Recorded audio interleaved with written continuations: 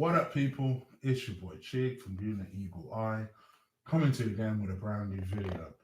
I thought I did promise that I would come back and do a stream because I know I haven't done that many streams recently. So I'm going to quickly do this one. I can't be asked to put my lamp up, so it's a little bit dark. So I do apologize. Hopefully, you can still see me. Let's talk. Before I go on to William Saliba, this is Eagle Eye, the Transfer Rumour Show, where I talk to you about transfer rumours surrounding the Arsenal. Yes, the English transfer window is shut, but as you guys know, the European one is still open until the 2nd of September. So yeah, I thought I would quickly do a show because to answer your question, Slayer, I've misspelled it. I knew I misspelled it. Fucking predicted text. Sorry. I will correct it. Before I correct it, here we go. Let's talk about Mustafi. So people have asked me what I thought about Mustafi, what's happening with Mustafi. The club are trying to arrange a move for him. For those people who are wondering, and I will come on to that, Aiden, bear with me. For those people who are wondering, Squadron Mustafi, people are wondering if he's still at the club. Yes, he is. He's been told a couple of times that he's free to leave by Unai Emery, and they're trying to arrange a move for him. There is actually a lot of interest in him, mainly from Italy and Turkey. So AC Milan are set to be the most interested party. There have been muted rumours that Lazio is interested. Sampdoria may be very interested as well. And a couple of other people may be interested in taking him back. A lot of people are talking about loan deals for him, though. And I don't necessarily mind now. I wouldn't mind Arsenal putting together some sort of obligation to buy so that these idiots don't renege on the deal when they realize how terrible he is. But yeah, so it looks like there are a number of people who are interested in him. In terms of Turkey, Galatasaray and Fenerbahce are the two clubs that are also being linked with a move for him. Actually, I don't think that would be a bad move for him. Like Turkey, I think would be a pretty good move for him. I wouldn't, if I was him and I'm thinking to myself, I want a loan move to get my confidence back, to find my level. I'm thinking about Turkey, to be honest. So yeah, we'll see what happens. But in terms of whether or not he's still at the club, yes, he is still at the club. The likelihood is that he'll leave the club, more than likely on loan. We do have until the 2nd of September to make sure that we secure that deal and round that deal off nicely. So let's see what happens. It is what it is with Mustafi. We just have to wait and see what happens. So Squadron Mustafi. Let's quickly talk about the story that I've led with before we come on to Mesut Ozil and Mohamed Elneny was the story I also wanted to talk about. William Saliba. It's broken in the last couple of hours that William Saliba has had surgery earlier this week and faces some time out. So a lot of people, again, tweeted at me last week wondering why Saliba wasn't in the Saint Etienne team. They won their first game of the season last weekend, 2-1, and Saliba wasn't in the team. It turns out that a lot of things now about this deal are starting to make a lot of sense. So what essentially happened was Saliba's had surgery on a problem that has bothered him since the back end of last season.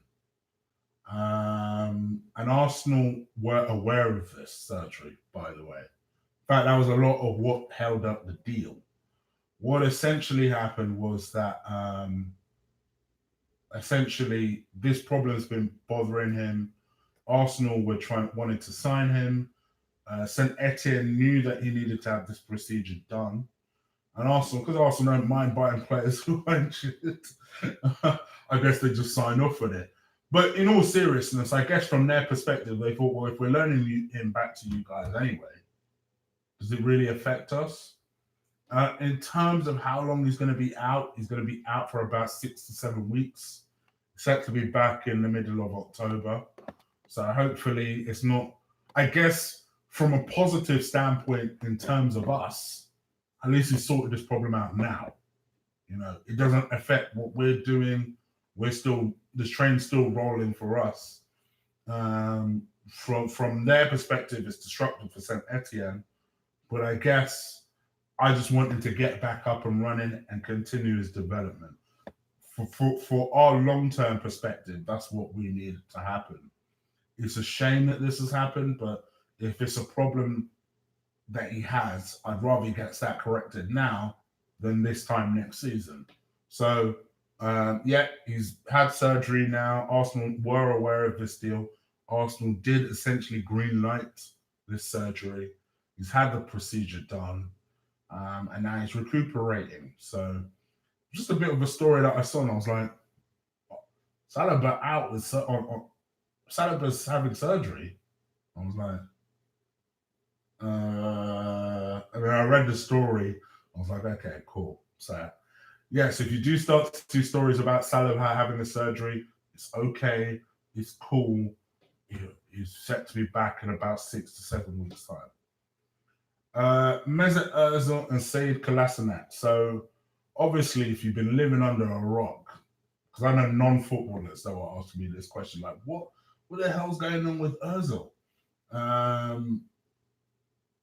Obviously, you've seen these pictures and videos of Mesut Özil and Özil and Kolašinac in Golders Green, which for anybody outside of London or outside of the UK doesn't know where Golders Green is. It's actually quite... Nothing tends to normally happen in Golders Green. It's a Jewish community. Golders Green is a cool area. My auntie used to live there. It's a cool area. But yeah, they went to Golders Green, obviously to their usual shisha spot. They were followed, and these guys essentially surrounded the car. Kolašinac, being the Bosnian gangster that he is, chased them off.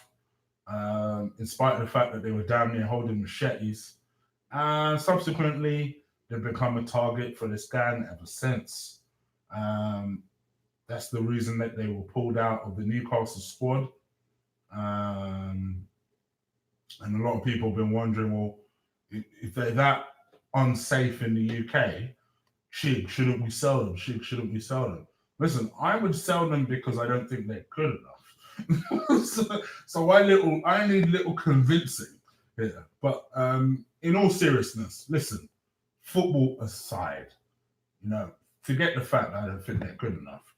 I'm a human being. I want these people to be safe, you know?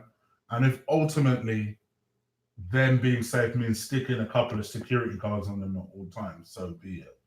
If ultimately their family are safe, so be it. Now, personally, if it was me, I would try and protect my family. Whether that means me moving to another country, this is, you know, if I have offers from other countries where this situation will cool down, I would consider them. I would seriously consider them. You know, there are a lot of rumors that Kolašinac has actually asked his wife to stay in Germany. Just stay in Germany until this whole thing blows over. I want to know that you're safe.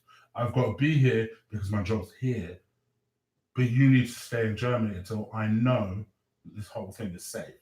Which I don't blame the guy. It's a sad situation, but I don't blame him. You know, apparently his wife is desperate for him to return back to Germany.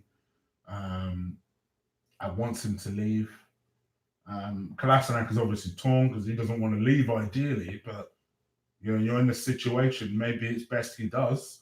That's probably what he's thinking. In terms of Mesut Özil, he's apparently edging closer and closer to DC United.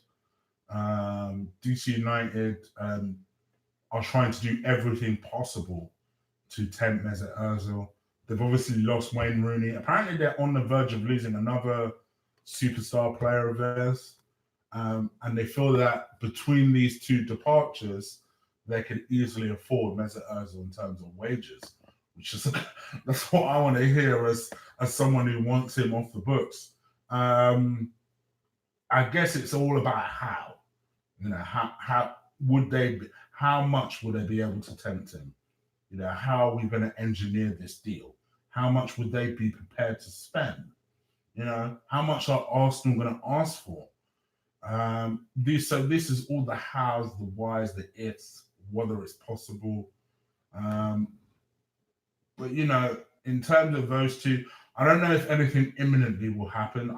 For example, it's been asked to me today, do you see one of those two leaving before the European window closes? I don't think so. I don't think so because I don't think DC United will make a move before the window shuts. I think January is more likely when he will leave. And in terms of Kolašinac, I think while Tierney is still injured, Arsenal still need him, really, because we can't rely on just Monreal being our sole left back. Arguably, he shouldn't be playing left back at his age. As horrible as that is to say, but let's just call a spade here. So I think if you're thinking about this strategically, it makes more sense for them to leave later on down the line. But yeah, Mesut Ozil and Sead Kolašinac, they're back in training. So I guess we'll see what happens from here. But I don't expect either man to leave before the European window is shut. And then finally, let's talk about Mohamed Elneny, our Egyptian midfielder who we bought from Basel 5 years ago now, I think, 2014, January 2014. Yeah, I do remember, for £5 million. Oh, it might be January 2015, actually. I can't remember. Chat room, let me know which year it was. It's never really worked out for Mohamed Elneny, man. And I'll be the first to admit it. I had hopes that something might happen, that he might be able to produce something. But it's never quite got there with Elneny.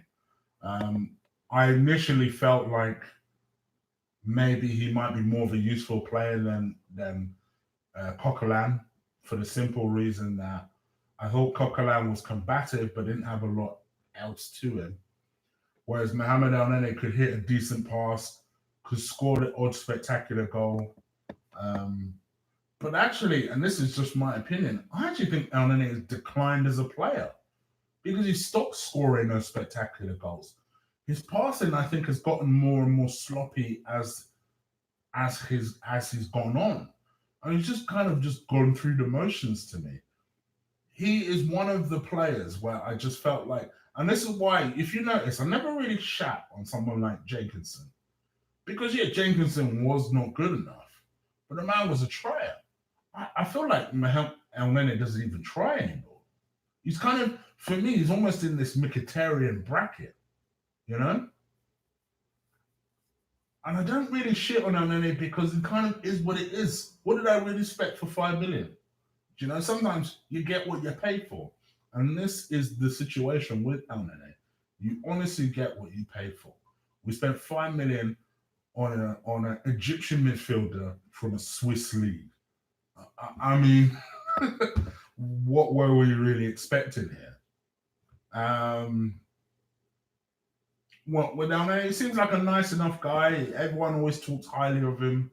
Seems like a nice guy in the dressing room. But let's call it for what it is. We're running a football club, not a playground. And we need to start making hard and fast decisions. And I think what makes this decision of letting Elneny easier is the way that Willock has come on. Willock has stepped forward. You can see in his development, he is that guy now.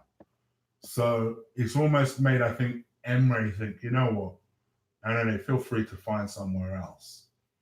What worries me a little bit about this one, there's a lot of talk of loans and not a lot of talk of selling him. And I think that has a lot to do with the fact that Arsenal are looking for 15 million for him. No one is prepared to pay more than 10. I think if we can get 10, that'd be amazing.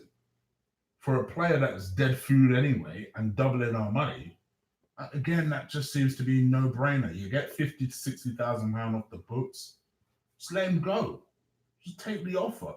Yeah, don't get it twisted. I know what people are saying that, but Chig, you've always complained that the club can't, you know, sell people for proper. There's a big difference between selling Mohamed Elneny for 10 million, which is doubling what your original purchase was, and then selling David Ospina, what was it, 29, 30-year old international for 1.3 million. There's a huge difference. That's a huge difference. And in any case, if we identified the good players in the first place, we wouldn't have issues being able to sell them. So that's my issue with selling players. Just in case anyone wants to use that and throw it back in my face. But anyway, now I did say finally, but I forgot the forgotten man, and that is Skodjan Mustafi. My friend Skodjan Mustafi. It is what it is. Oh no, I did speak about him. What am I talking about? It is clearly late. I'm clearly tired. Let me get going, guys. I'm seeing all your comments in the chat. Let me see if I can read some of the best ones. Why are you live? What happened? Bruh, if you saw my last show, you would know why I'm live. I did say I'll do 2 shows. Eric Welsh, good evening. Good evening. This is what I'm trying to say, right? I know my fucking alerts aren't working because some of the people in the chat now went in my first chat an hour and a half ago. I need to find out from YouTube what the hell is going on with my alerts because they clearly aren't working. Barca and Bayern lose. So Barca lose and Bayern draw on their opening day. Happens to the best of us. Happens to the best of us. Özil's a good player when he feels like showing up. It's a good player when other people are good. Supposedly, the DC United story was about Özil opening a coffee shop in the DC. Listen, Eric, whatever gets him out of the club, whatever gets him out, I don't give a damn if it's a coffee shop rumor, and I know that as well. Kieran Tierney will not be available until October, Chief. Yeah, I know, Unique. I know. But I still think the buy was worth it. I think it will prove to be worth it. But even more reason to keep Kolašinac and Royal. Mind you, I think we should get rid of them both, but not for now. For now, we need them until Tierney's up and running. Hi, Chegg. Chegg. Kartik, who's Chegg? Hi, Chegg. Hope you are well and don't need surgery, mate. God forbid. Where did that question come from? The fuck? Fucking hell. Don't put that on me. Touch wood. Wow.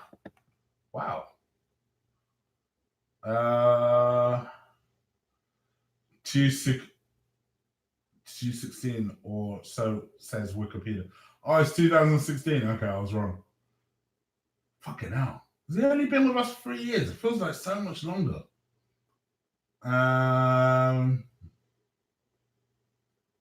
Did I rate David Sucre? Yes, I did. I really liked him. I was over the moon when Arsenal sold him. But Arsenal didn't get the best of him. Or Arsenal didn't get the best of him.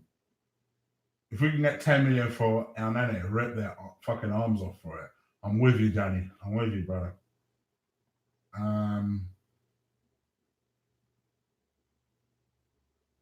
Well, I've had depression since I was a child.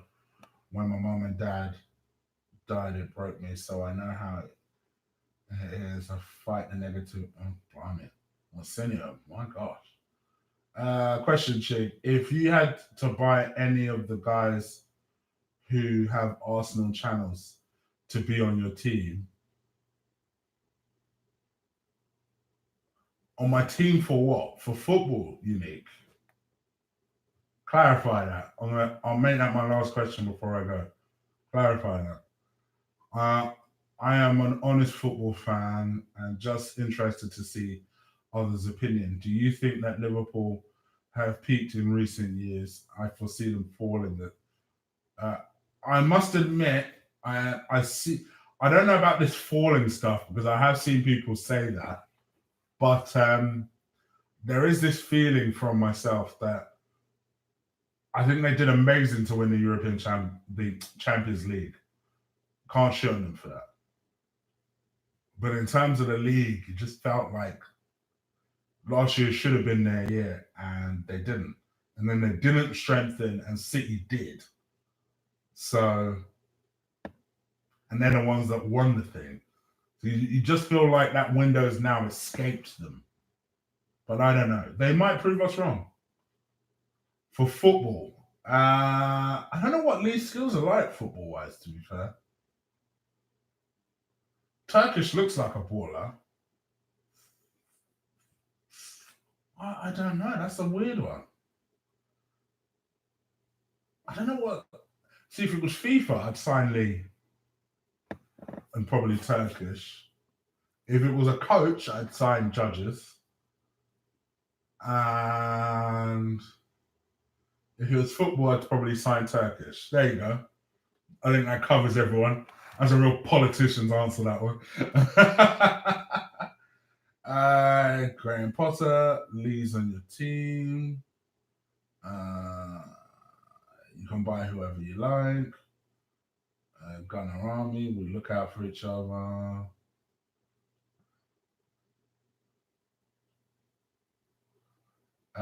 Everyone knows who's first. Nice one, Chief. All right, guys. Thank you so much for the 61 people watching late on a Friday night. You guys are awesome. Please do stick a like on this video before you go, because all the people who are currently out enjoying themselves, they will catch it as long as you guys bring it to their attention. So the best way of doing that is by driving them gosh damn likes up. At least give me 30 before I bounce up out of here. 30. I know you guys could do 30. You're 7 away from that now. Before I go, I'm gonna give it 5 more minutes before I dive out of here. Just to remind you guys, I will be doing a watch along with Lee on Lee's channel, where we'll be covering the Arsenal versus Burnley game. About an hour before that, I'll be doing a starting 11 video on this channel, commenting on what the starting 11 eventually is, my thoughts for the game, and then my final predictions for the game. Then after the watch along, I'll be doing a quick review on this channel, and then possibly I'll work it out with Lee either later on Saturday night or maybe the following day. I'll be doing a player ratings video with Lee on this channel, and then later on tomorrow night, I'll be on with Ola, where we'll be reviewing the 241 card. So I'm going to be active tomorrow doing videos for you guys. So hopefully you'll enjoy. Damn it, guys. 56 people watching and 25 likes. You guys are taking a mick, bruv.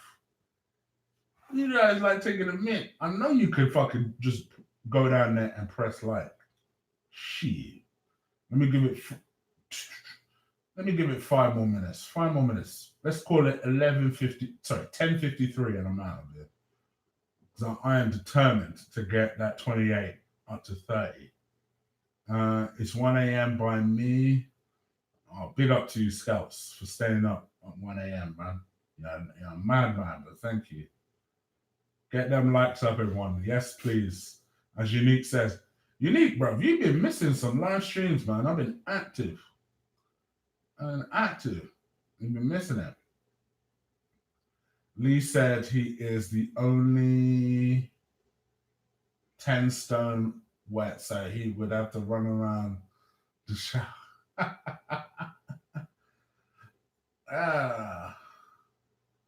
Yeah, my likes. Thank you, Unique. Appreciate it, brother. Thank you, Colin. Appreciate that, brother. Would you prefer a back three or a back four? Who would be good at a back three? Who would be your back four? For what? For Arsenal or for this damn YouTube team? You gotta let me think about that one. If you want a full back four or back three, I've got to really think about who would be actually good in a for the want of a better word, for a chiggy TV uh, football team. I've got to really think about that one.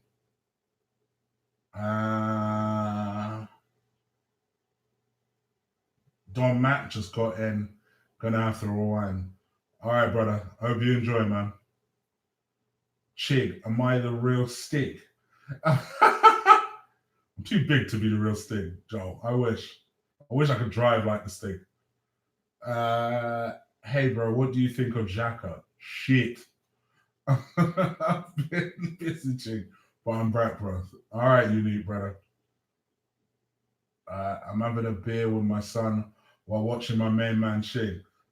That's my dog, Panasar. That's my dog, Mr. Panasar. Mr. Saliba injury news. Can you quickly give us an update? Basically, Arsenal signed him knowing that he had an injury from last season. They signed off on the surgery. He had it this week. He's recuperating. He's going to be out for the next 6 to 7 weeks. I only say that just because I know people will read that Saliba's entered surgery. It's important to understand. Arsenal knew about it and signed off on the procedure. There you go, Don Juan.